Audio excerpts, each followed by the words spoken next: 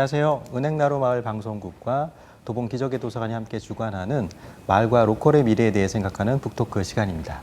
오늘 저희가 모신 분은 모종린 연세대 국제대학원 교수님이십니다.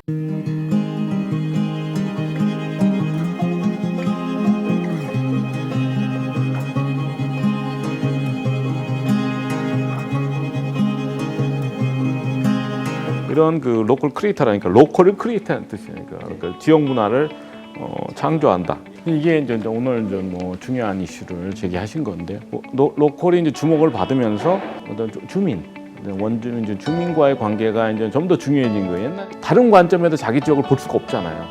그러니까 어떤 고정관념에 이제 어떻게 보면 빠져나올 수가 없는 게 단점이고, 근데 장점이라면 일단 시작하면 그 사람들이 유리하죠. 그 기반이 탄탄하기 때문에 인맥도 그렇고 모든 면에서 더 안정적으로 할 수 있는 거죠. 좀 더 그 상호 협력하는 모습을 보고 싶은 거죠, 저도. 그래서 원주민도 장점이 있고 외지인 장점이 있고 이렇게 같이 가야지. 제가 보기에는 한쪽만 이거를 성공시키는 건 불가능한 구조적으로. 이 질문을 드렸던 취지는 이제 보면은 네. 분명히 그 자원, 역사적 자원, 문화적 자원, 여러 가지 인프라가 동일하게 있는데 외지인이 봤을 때는 그게 이거 정말 힙하다, 이거는 정말 가치가 있다, 네. 비즈니스화할 수 있는 모델이 되겠다라고 생각을 하는데, 원주민들은 어떤 선입견에 사로잡히면은 자기들이 갖고 있는 가치를 잘 평가를 못 한다는 거죠. 그러니까 뭐 이런 거 흔한 거예요. 그러니까 만약에 이제 좀 건축적인 가치가 있는 동네가 있다고 그러면 지역에, 그러면 외지인들은 보면 그 골목상권의 역사를 아니까 이게 이제 골목상권으로 만들 수 있다고 하는데, 현지인들은 서울 아파트만 생각했기 때문에 빨리 재개발하고 싶어 한단 말이죠. 그럼 그분들한테는 이상적인 그 동네가 아파트 단지잖아요. 네. 근데 서울에서 온 사람들은 다르게 보니까 그렇죠. 그게 좀 생각이 달라지는 그 거죠. 다름을 보는 게 참 중요할 것 같네요. 그렇죠. 네. 그래서 지금까지는 잘해왔다고 생각해요. 네. 네. 그 교수님, 궁금한 게 있는데요. 도봉구는 사실 그 시민사회 단체의 활동이나 역사가 굉장히 오래됐고 깊은데요. 이 시민사회 활동과 로컬이 만날 수 있는 어떤 접점이나 연계 가능성들이 좀 있을까요? 너무너무 많다고 생각해요. 네. 왜냐하면 로컬 크리에이터도 이제 소셜 벤처라는 게 있어요. 그러면 이제 어떻게 보면 사회적 가치를 추구하는 기업들인데, 이제 도시재생 같은 경우는 예를 들면 마을 활동하신 분들이랑 도시재생 스타트업이라고 하는 기업들이랑은 당연히 협력해야 되는 거고, 상권 활성화 같은 경우도 보면 당연히 이제 기업들이 로컬 크리에이터들이 들어와야 되는 거고요. 또 어떤 마을 운동하다 보면 상권을 그렇게 완전히 무시할 수는 없는 거 아니에요. 그리고 이제 환경 운동 같은 거 했을 때도 그럼 지역에서 그러면 이거를 좀 더 그 소셜 벤처 차원에서 어떤 다양하죠. 다양한 방법으로 사업화해서 어떤 민간에서 할 수 있는 거 아니에요. 환경이 쓰레기 수거라든가 어떤 환경 기술이라든가 이런 관점에서 기업의 역할이 있는 거죠. 근데 이거를 이제 사회적 영역 지금 말씀드린 거 아니에요. 마을 재생이라든가 환경 운동이라든가 또 지역 문화 같은 것도 보면 지역 문화를 자꾸 어떤 그 도서관이라든가 축제라든가 문화예술 활동을 어떻게 보면 자꾸 공익 사업으로만 보는데, 아무래도 마을 축제라든 뭐라든 간에 어쨌든 간에 기업이랑 협력해야 되잖아요. 그렇죠. 그렇죠? 네. 그러다 보면 지금 어떻게 보면 기업의 영역이 사회적 영역, 예술 영역 쪽으로 지금 확장돼 있기 때문에 당연히 저는 공공이랑 당연히 PPP라고 하잖아요. 그래서 민관 협력이 되게 중요한 상황에서 저는 그게 충돌하는 면만 보는 거는 어떻게 보면 단견일 수가 있는 거죠. 어차피 지금 잘하고 계시는데 그죠? 네. 그래서 로컬 크리에이터와 시민단체 시민활동가와의 협력은 지금 이미 좀 잘 되고 있어요. 잘 되고 있는데 앞으로 더 확대돼야 된다고 생각합니다. 네. 그 확대되는 걸 보면은 패턴화할 수는 없지만 일정의 어떤 단계가 있는 것 같습니다. 네. 보통은 이제 상권이 형성돼서 외지인들이 몰려오고 그럼 쇼핑 거리가 만들어지고 그 쇼핑 거리가 또 라이프 스타일 공간, 인문학을 품어서 그게 사람들에게 널리 알려지고 그러다가 그 관련된 그 업종의 사람들이 모여서 클러스터를 형성하고 산업화가 되는 이런 단계를 기본적으로 거치는 것 같은데 어떤 지역은 그 단계가 1단계에서 멈추는 지역이 있고 어떤 지역은 산업화까지 꽃을 피우는 경우가 있거든요. 교수님께서 보실 때 어떤 전제 조건들을 거치고 나야 이렇게 다음 단계로 넘어간다. 이제 1단계가 지금 말씀하신 게 보통 우리 이제 골목 상권이고요. 예. 2단계가 이제 문화 산업, 예. 3단계가 창조 산업으로 지금 되면 3단계가 완성되면 어떻게 보면 도시 산업 생태계가 완성되는데 이제 골목 상권이라는 게 15년밖에 안 됐어요. 그래서 그렇죠. 1단계, 2단계를 다 거쳐서 어떻게 보면 완성된 그 골목 상권이라고 하면 홍대? 홍대 정도가 이제 홍대 그리고 예. 뭐 성수동? 네. 성수동, 이태원도 그런 측면이 있고, 그러니까 1세대 골목 상권들이 이제 거의 그 사이클 다 마친 상권들이 있어요. 예. 그래서 그리고 이제 나머지는 후발주자니까 지금 1단계 머물러 있고 말씀하신 대로 이제 2단계로 지금 진입하려고 하는 데도 있고, 그 전국적으로 보더라도 제가 보기에는 1단계 그 상권이 제가 한 150개 있다고 제가 주장을 해요. 예를 들면 막리단길이나 쌍리단길이 1단계 정도 되나요? 예, 예. 그거야 뭐 2단계 이상 2단계 된 이상. 거죠. 예. 서울에 그거 다 홍대권이니까 거기 그렇죠, 말하죠. 그렇죠. 거긴 뭐 출판 회사나 뭐 기획사나 되게 많아요. 충분히 거기. 확장이 된 상태네요. 거기에 그 디자인 회사 같은 게 많고. 예. 지금 뭐 1단계라고 하면 쌍리단길이 1단계. 그 문화 산업이 좀 들어가줘야 2단계 가는 거거든요. 네, 네. 이게 무슨 뜻이냐면 뭐 갤러리라든가 아니면 뭐 복합 문화 공간이라든가 이런 커뮤니티 비즈니스 성격의 그런 뭐 코워킹이나 콜리빙이 들어가야 2단계고요. 네. 3단계 되면 뭐 스타트업이나 네. 뭐 디자인 회사, 화장품 회사들이 들어가면 3단계예요. 아. 그렇기 때문에 지금 뭐 쌍리단계는 모르겠어요. 자세히 모르니까 어떻게 보면 1단계 맞는 것 그냥 같습니다. 1단계가 맞는 네, 것 네. 같아요. 그래서 1단계. 그러면 왜 홍대가 1단계, 2단계, 3단계로 순조롭게 진행됐어요. 큰 장벽 없이. 그거는 이제 홍대의 어떤 규모, 일단 규모를 보시면 서교동에서 시작했지만 마포 전체가 홍대가 됐기 때문에 네. 마포 전체를 삼켰다고 제가 표현하는데 뭐 어떻게 보면 뭐 거대 상권이잖아요. 그리고 일단 1세대잖아요. 홍대가 제일 먼저 시작했으니까 네. 이 선점 효과가 네.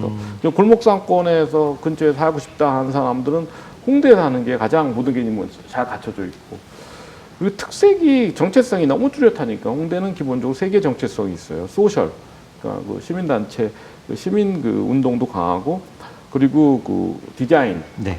인프라가 굉장히 강하니까 디자인 회사 기반들이 많고, 그러고 인디라고 해서 네. 독립문화가 강하잖아요. 그렇죠. 인디 뮤직도 그렇고. 네. 그러니까 이런 지역을 찾기가 어려운 거죠. 너무나 이렇게 정체성이 강하니까.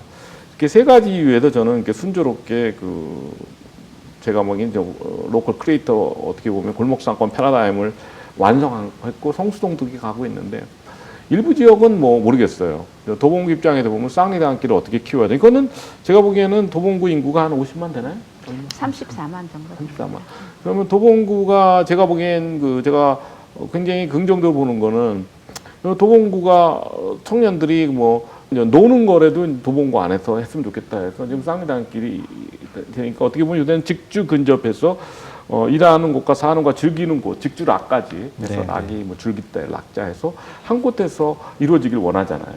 그랬을 때 이제 쌍리단길이 그 기능을 해서 보면 굳이 전철 타고 이태원이나 홍대 안 가더라도 쌍리단길에서 그런 걸 굉장히 좋아하니까 도봉구가 이게 전략적인 마인드가 있어서 쌍리단길이 막 시작했으니까 그럼 우리가 구청장님이 이거 다음에 문화산업이다, 다음에는 창조산업이다, 이런 어떤 비전을 갖고 네. 접근해서 지원하면은 전 충분히 이 정도 굉장히 큰 도시예요. 35만 정도 되면 네, 네. 이게 작은 도시가 절대로 아닙니다. 네. 그러니까 충분히 가능하다고 보는 거죠. 그러니까 어떻게 보면 정부 개입이 필요할지도 몰라요. 근데 홍대 같은 경우는 워낙 서울을 대표하는 상권이다 보니까 정부의 개입이 없었다고 보기도 힘들어요. 정부 많이 투자를 했어요, 홍대다가. 네, 네. 출판문화단지니 어떤 우리 문화시설에 많이 투자를 했어요. 마포구가 서울시에서 했고. 그런 의미에서 도봉구는 마포구보다 한 2배, 3배 정도는 투자해야지 2단계, 3단계로 간다고 봐야죠. 자동으로 간다는 거는 그렇죠? 그렇게 쉽진 않을 네. 것 같다.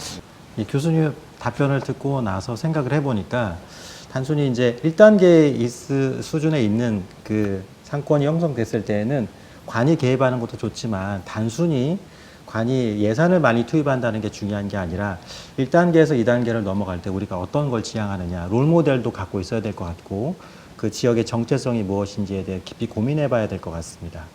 네. 그러니까 이제 정체성이 중요한데 네. 골목 상권 좋아하는 분들도 많이 걱정하는 게 뭐 전국에 어디 가도 비슷하다. 그렇죠. 그거는 뭐 정확한 평가는 아니에요.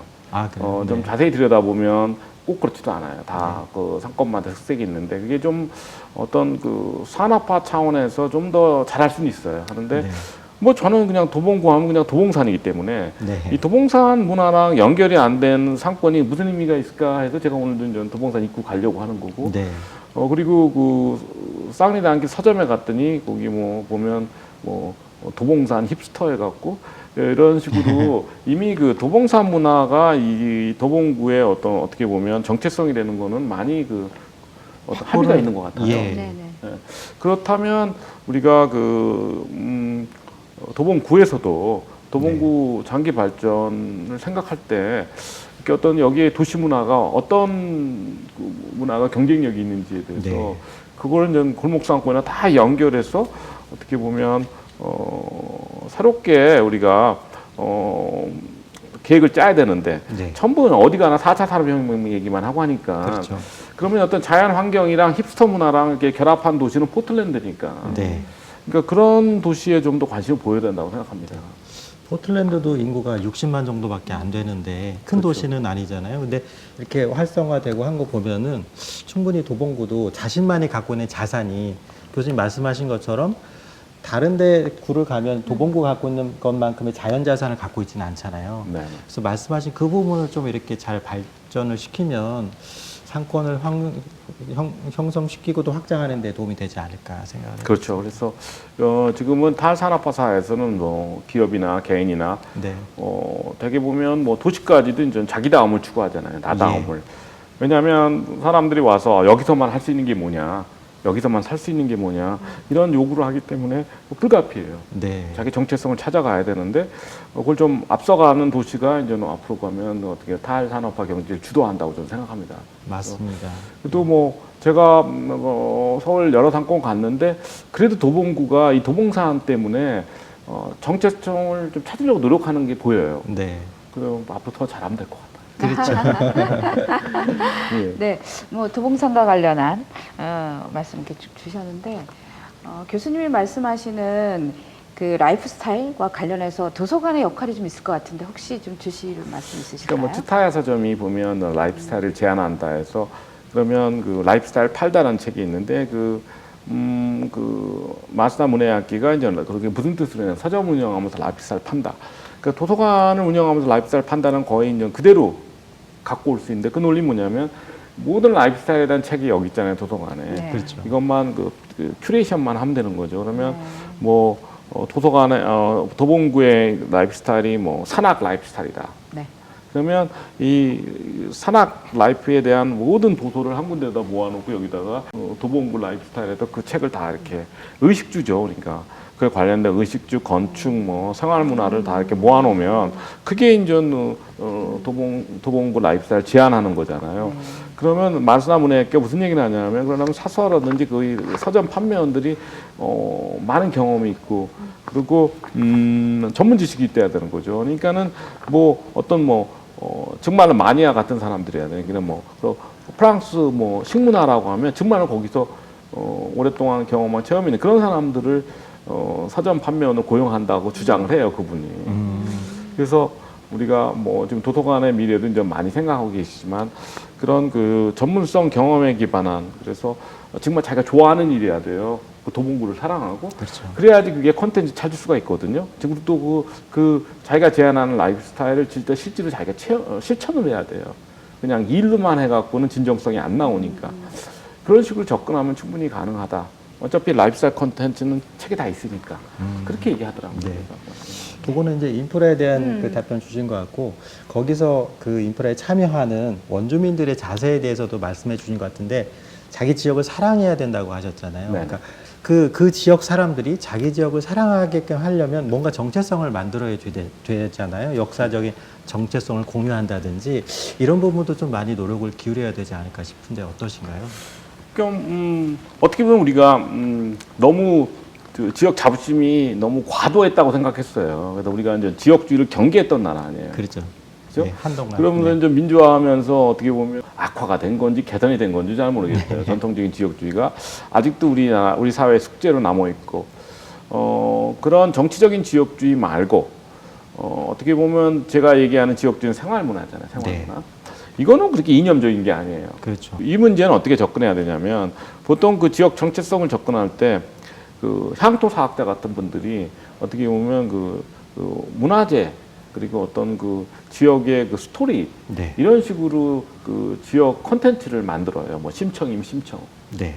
뭐 땅의 역사에 가면서 그 문화재 중심으로 뭔가를 지역 정체성을 확립하려고 하는데 그것도 굉장히 좋은 작업이라고 생각하는데 또 밀레니얼 세대 입장에서 보면은 생활 문화가 중요하다고 그랬잖아요. 네. 상업 문화가 예. 근데 그것까지는 저는 안 하는 거야. 그래서 이 아까 이제 도봉산 라이프 스타일은 하나는 그렇게 접근하는 방법도 있고 도봉산 중심으로 산악 라이프 스타일 또 하나는 동네 잡지 만드는 게 중요한데 이 도봉구에서 정말 성공한 기업이라든가 보통 우리 뭐 한국 기준으로 대기업 아니더라도 그 동네에서 어떻게 보면 존경받는 브랜드들 있잖아요. 빵집, 커피집 예. 이런 컨텐츠 계속 모아야 돼요. 음. 그리고 이렇게 돼 있으면 도봉구에서 성공한 기업인에서 젊은이들이 와서 우리 동네에서 이런 사람들 이런 일을 해갖고 이렇게 행복하게 사는구나. 그게 저는 어떻게 보면 정체성이 있는 왜 이런 말씀을 드리냐면 시애틀의 정체성이 스타벅스잖아요. 그렇죠. 처음부터 커피 도시가 아니었어요. 네. 그러니까 커피가 정체성인데 그 스타벅스가 그렇게 만든 거예요 사후적으로. 네. 그리고 포틀랜드도 사실 나이키가 어떤 아웃도어 문화를 정체성으로 만든 거지 처음부터 그렇게 됐다고 보기 어려워요. 강릉의 커피처럼. 네. 그리고 지금 그 양양의 서핑도 정체성이 됐는데 처음부터 시작된 게 아니잖아요. 어떤 기업들이 가서 문화를 만드니까 사후적으로 그 지역 정체성이 됐듯이 네. 그래서 우리가 이렇게 어떤 상업 문화로 접근하는 게 대전의 성심당. 네. 예를 들면 대전 정체성의 저는 거의 90%가 성심당이에요. 맞습니다. 그 정도로 그 네. 성심당을 사랑하고 자부심을 갖고 있는 거예요. 연구단지가 아니고. 그렇죠. 그런 걸 봤을 때 우리가 좀 우리가 뭐 관해서 아니면 누가 이렇게 이렇게 인위적으로 정체성을 만드는 것보다는 네. 이게 로컬 브랜드를 잘 이렇게 돌아가는 거에 생태계를 만들면 자연스럽게 그 도봉구를 대표하는 어떤 상업 문화가 나오지 않을까? 네. 브랜드 차원에서 네. 그것도 하나의 방법이라고 생각합니다. 교수님이 말씀해 네, 주신 네. 한 예로 대전의 성심당이 제가 이제 대전 출신이기 때문에 더 그 격하게 느꼈는데 대전의 성심당은 다른 지역으로 매장을 확장하지 않았어요. 그렇죠. 그리고 사실 어떻게 보면 기업 입장에서는 굉장히 좋은 조건의 이윤을 창출할 수 있는 거를 지금 안 하는 거잖아요. 그러니까 대전 사람 입장에서는 그게 더 고마운 거고 더 성심당을 이용해야 되겠다라는 생각이 드는 거예요. 아까 말씀드린 그게 이제는 어떻게 보면 새로운 형태의 커뮤니티 비즈니스인 거예요. 예. 그 지역 기반으로 해서. 네. 로열티를 증가시키는 네, 건가요? 그 순수한 민간 거래지만 예. 충분히 어떤 지역의 어떤 공공재를 창출하는 거죠, 그 기업이. 네, 네. 그 자부심이라는 게. 맞습니다. 그러면 그게 또 자기한테 도움이 되고 기업한테도. 네, 네. 그걸 보고 저는 어떻게 보면 지역에 남아서 그 지역에서 어떻게 보면 압도적인 영향력을 가진 기업이 되겠다. 그것도 하나의 좋은 비즈니스 모델이에요. 딴 데 안 가고. 네. 그러니까 단순히 성공했다고 해서 무조건 확장하는 게 중요한 게 그러니까 아니라 그렇죠. 그거는 잘못된 생각인 거죠. 그래서 네. 연희동의 사라가 쇼핑센터 비슷한 사례인데 네. 연희동에서만 네. 사업을 하는 거죠. 그렇죠. 근데 그것도 한 300억대는 굉장히 큰 기업입니다. 어. 그래서 이제 동네 경제를 너무 우리가 과소평가해서 그런데 인구가 35만 명이면 곱하기 한 4천만 원 하면 여기 도봉구 경제예요. 그러면 사람 네. 12조 정도는 될 것 같은데 예. 그러면 12조에서 내가 1%만 갖고 와도 얼마예요? 그렇죠. 엄청나죠. 1200억이잖아요. 예. 뭐 얼마나 돈에 욕심이 있는지 모르지만 그렇게 생각하면 이거 어떤 지역 경제가 충분히 나를 행복하게 해줄 수 있다는 거를 좀 알았으면 하는 거죠. 미래 세대가. 자꾸 뭐 글로벌 전국만 생각하는 것보다도요. 그렇게 되면 상호 윈윈이 될 것 같아요. 그 지역에 있는 대표 기업이나 상점하고 그 지역민과의 상호 윈윈을 통해서 정체성도 더 확장이 되고 그리고 서로 제로섬 게임이 아닌 윈윈되는 게임이 되지 않을까 생각을 했고요. 저는 교수님 말씀을 쭉 들으면서 이런 생각을 했는데 과연 골목길이라는 게 뭘까? 네. 그 뜻에 대해서도 여러 가지 정의가 있더라고요. 그렇지만 지금 현재 이 로컬의 붐을 일으킨 거는 뭔가 우리가 살아가고 있는 대로변하고는 다른 뭔가가 있다라는 거잖아요. 그래서 네. 그 중에 정말 중요한 게 인문학적 가치를 인정받아서 사람들이 그걸 찾아가는 게 아닌가 싶거든요. 그리고 또 이런 그 붐에 가장 편승하는 세대가 밀레니얼 세대라고 보는데요. 선생님, 이들은 왜 이런 감성에 매료되었으며 또 이러한 그 지금의 트렌드가 유지가 계속 될 거라고 보시나요? 일단 도시문화 관점에서 보면 도시문화가 처음으로 출현한 시기가 네. 90년대예요. 네. 90년대가 어떤 시대냐면 우리가 산업화 민주화를 이제 끝내고 어떻게 보면 우리가 근대화를 완성한 시기니까 어떻게 보면 우리가 보통 얘기하는 물질적인 욕구라든가 네. 이런 기본 욕구를 만족하니까 그 다음에는 자연스럽게 뭐 자기 표현, 자아 실현 같은 그런 상위 욕구가 네. 하다 보니 그때 이제 90년대 이제 문화 산업이라는 게 태동합니다. 이렇게 하면서 네. 그게 무슨 뜻이냐면 우리나라에서 어떻게 보면 그 매슬로우의 뭐 그런 얘기도 하잖아요. 욕구 단계 이론처럼 네. 사회 전체가 자아 실현을 그러면 추구하는 단계로 온 거예요. 그러니까 전 탈물질주의라고 하는데 어떻게 보면 밀레니얼이나 G세대가 이게 트렌드가 아닌 거예요. 어떤 역사적인 과정에서 자기네 어떤 시대적 사명을 수행하는 거죠. 그러니까 네. 자아 실현 단계 더 높은 욕구는 없어요. 네, 네. 그러니까 이게 좀 더 발전한다고 생각하시면 되지. 탈물질주의가 네, 네. 여기가 뭐 한번 푹 꺼진다는 건 없어요. 그러면 네, 네. 우리가 물론 당연히 우리가 나라가 아주 어렵게 돼갖고 우리가 아주 뭐 3만 불에서 뭐 10,000불로 떨어지면 옛날로 돌아갈 수 있으나 네, 네. 그런 상황이 아니면 이게 계속 탈물질주의가 발전한다고 생각하셔야 돼요. 네. 그러니까 어떻게 보면 개성, 다양성, 삶의 질, 저기 사회적 가치라고 하는데 그럼 G세대는 더 개성을 강조하고 더 다양성을 강조하고 더 삶의 질을 강조한다고 생각하시면 돼요. 네. 밀레니얼보다. 네, 네. 어떤 개인 해방과 어떤 느슨한 연대 그게 이제 궁극적인 목표인 것 같아요. 네. 이 그 밀레니얼이나 네. G세대의 목표인데 그걸 뭐 잘 만들어주면 우리나라는 어떻게 보면 라이프스타일 선진국이 되는 거고 네. 그 실패하면 뭐 못하는 거고. 말씀을 들어보니까 그런 것 같습니다. 그러니까 이게 탈물질주의가 성숙하면 성숙해지겠지만 경제적인 큰 여파가 없는다면 후퇴하는 경향은 없을 거다. 저도 그 부분에 그 전적으로 동감을 하고요. 그래서 그 뭔가 로컬 경제를 그 로컬 문화를 일으키고 싶고 골목길 상권을 활성화하고 싶은 사람들은 이 인문학적 교수님께서 말씀하신 인문학적 가치 그 인사이트를 잘 받아들여서 그 자기 지역에 어떤 것이 강점이 있는가를 생각해 본 다음에 적용하면 나름대로 승산이 있지 않을까 그런 생각을 해봅니다. 예, 저는 우리나라가 뭐 100만 인구 단위 하나 정도는 네. 그런 어떻게 보면 도시산업 생태계 만들 수 있다고 생각해요. 크리에이티브 50이라든가 50개 정도는 네. 홍대 같은 지역을 만들 수 있다고 생각해요.